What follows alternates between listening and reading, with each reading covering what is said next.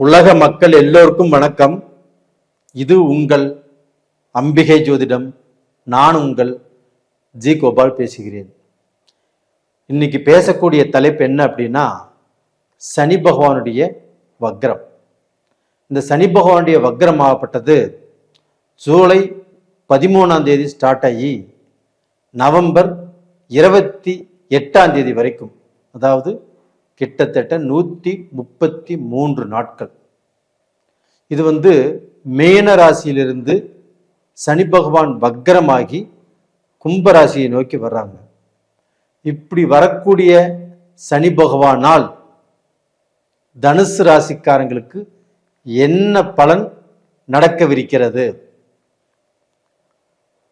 தனுசு ராசிக்காரங்களுக்கு பலன் சொல்றதுக்கு தான் நான் காத்துட்டு இருக்கிறேன். ஏன் அப்படின்னா,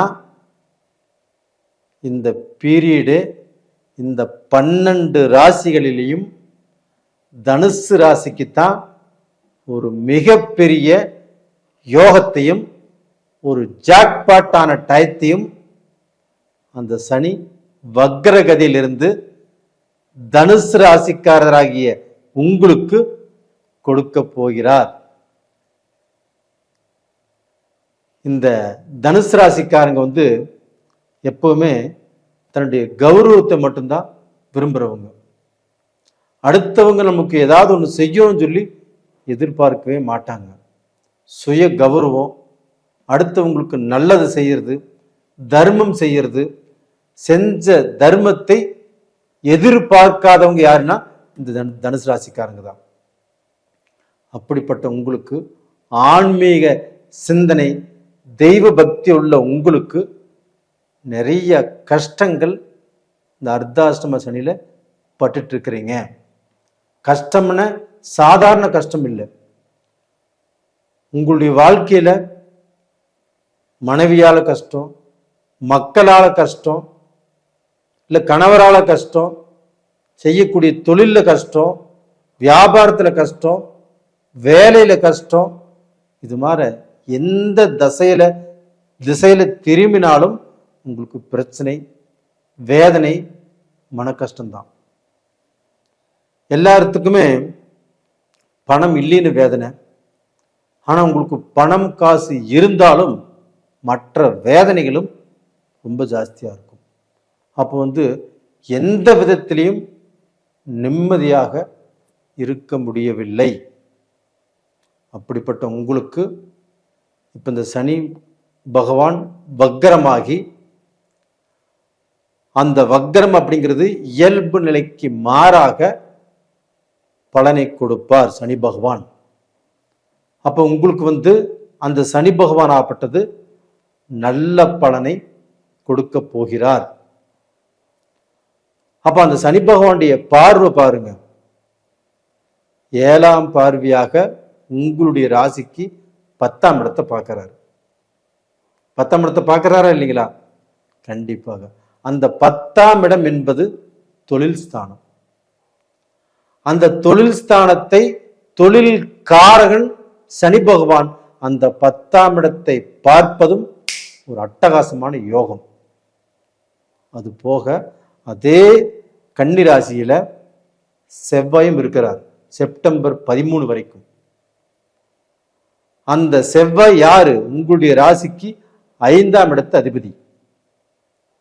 அப்போ உங்களுக்கு பாத்தீங்கன்னா ஐஸ்வர்யம், பேர், புகழ், உங்களுடைய திறமைக்கு வாய்ப்பு, அடுத்த மனிதர்களால், உயர்ந்த அந்தஸ்தில் உள்ளவங்களால் உங்களுக்கு வாய்ப்பு கிடைக்கணும், மரியாதை கிடைக்கணும், கௌரவம் கிடைக்கணும், உயர் பதவி கிடைக்கணும் அப்படிங்கிற கிரகம் தான் அந்த இடத்துல உட்காந்துட்டு இருக்கிறாங்க. அப்போ அந்த சனியும் செவ்வாயும் பார்த்துக்கிறாங்க.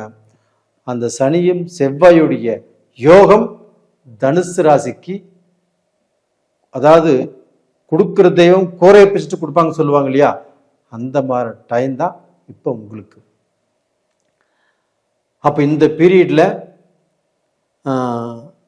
ஸ்பெயின்ல, சிங்கப்பூர்ல, மலேசியால, சுவிட்சர்லாந்துல, யூகேல, கனடால, ஆஸ்திரேலியால, யுஎஸ்ஏல, நார்வேல, இத்தாலியில, இன்னும் எத்தனையோ கண்ட்ரிகள் இருக்குது. இந்த கண்ட்ரியில் உள்ளவங்களுக்கு எல்லாத்துக்குமே ஒரு மிகப்பெரிய விடிவு காலம்.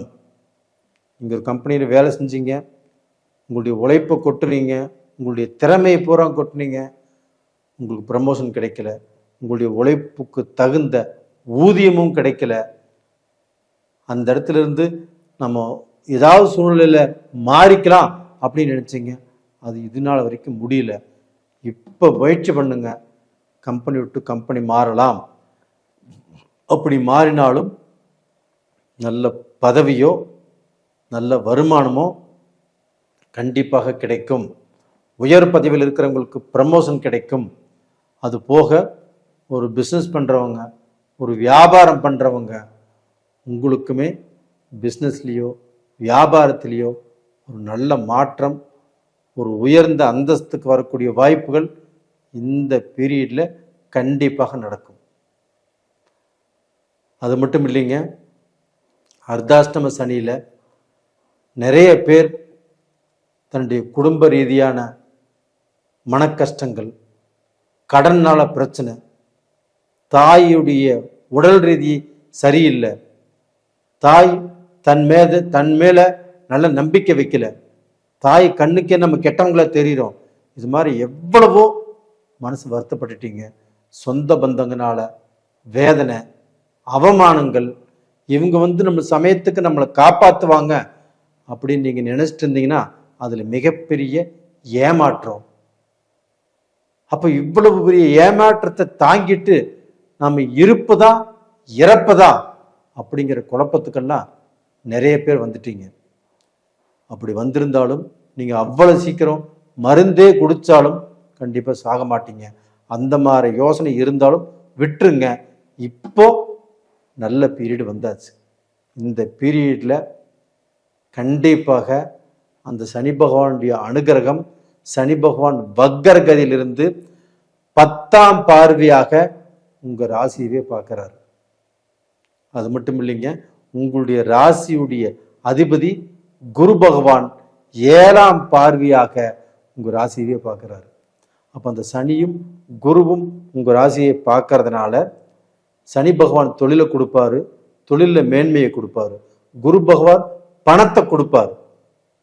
அப்போ இந்த பணத்தை சம்பாரித்து நீங்கள் பட்ட கடனை அடைத்து நீங்கள் நல்ல பொசிஷனுக்கு வந்து உங்களை யார் இகழ்ந்து பேசினார்களோ, யார் கண்ணுக்கு நீங்கள் ரொம்ப மட்டமாக தெரிஞ்சீங்களோ அவங்களுக்கு முன்னாண்ட ஒரு நல்ல வாழ்க்கை வாழக்கூடிய டைம் உங்களுக்கு வந்தாச்சு.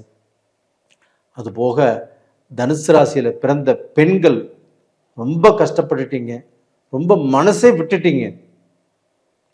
அந்த அளவுக்கு குடும்பத்துக்கு கஷ்டப்பட்டும் குடும்பத்தில் உள்ள கணவரே கண்டுக்கல, உங்களை பார்த்து பாராட்டல. நீங்கள் வேலை செய்யக்கூடிய இடத்துல போனாலும் ரொம்ப ட்ரெஸ்ஸு, ஒரு பிஸ்னஸே பண்ணினாலும் அது நல்ல நிம்மதி இல்லை. இவ்வளவு கஷ்டங்களையும் தாங்கிட்டு வாழ்ந்துட்டு இருக்கிறீங்க. உங்களுடைய பணிச்சுமை, உங்களுடைய மனசில் இருக்கக்கூடிய கஷ்டங்கள், பாரங்கள், அது எல்லாமே இறக்கி வைக்கக்கூடிய டைம் இப்போ வந்தாச்சு. தைரியமாக இருங்க, ஒன்றும் கவலைப்படாதீங்க. உங்களுடைய கவலைகள் தீரக்கூடிய நேரம் வந்தாச்சு. அது போக 5ஆம் இடத்து அதிபதி யாரு? செவ்வாய் பகவான். அந்த செவ்வாய் பகவானும் 10ஆம் இடத்தில் இருந்து 4ஆம் பார்வையாக உங்கள் ராசியவே பார்க்குறாரு.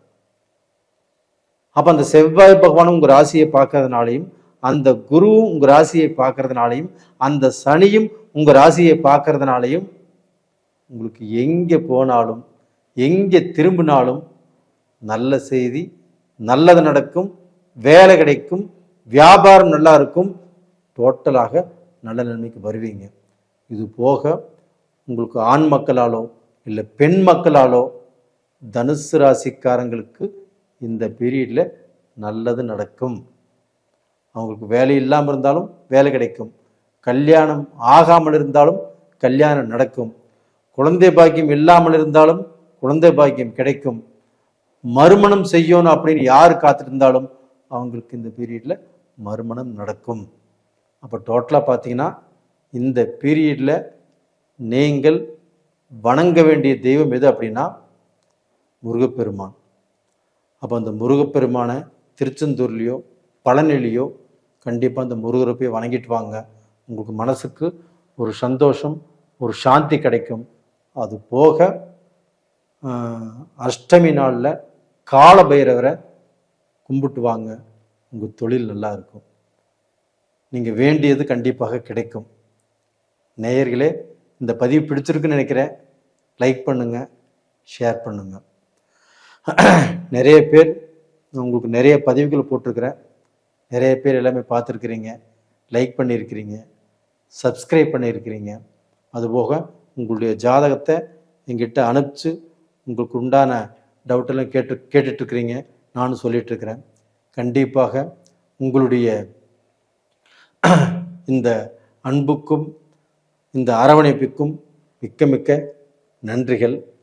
நேயர்களே, உங்களிடமிருந்து விடைபெறுவது உங்களின் ஜி கோபால். நன்றி, வணக்கம்.